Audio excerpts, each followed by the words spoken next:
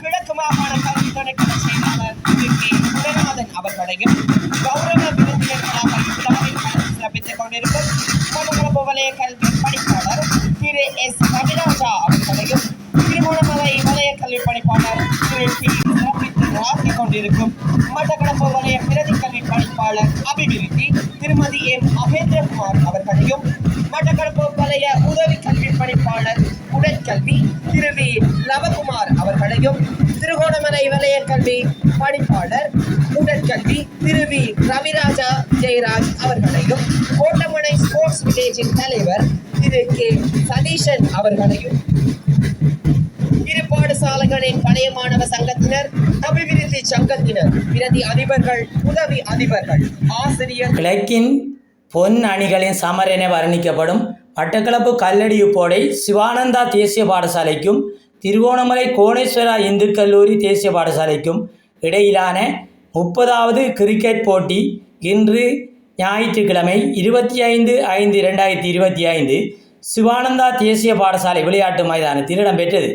சிவானந்தா தேசிய பாடசாலை அதிபர் எஸ் தயாபரன் தலைமையில் நடைபெற்ற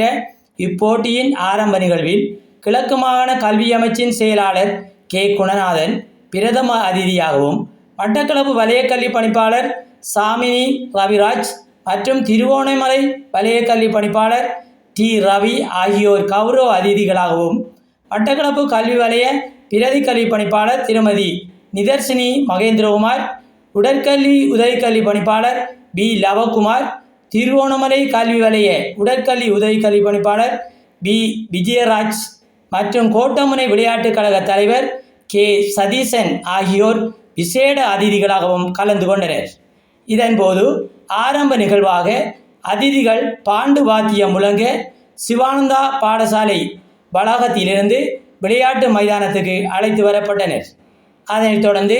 தேசிய கொடி, வலய கொடிகள், பாடசாலை கொடிகள் ஏற்றி வைக்கப்பட்டு இரு பாடசாலைகளின் கீதங்களும் இசைக்கப்பட்டு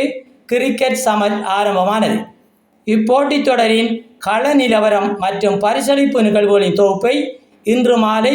உங்கள் தென்றல் செய்திகளில் எதிர்பாருங்கள்.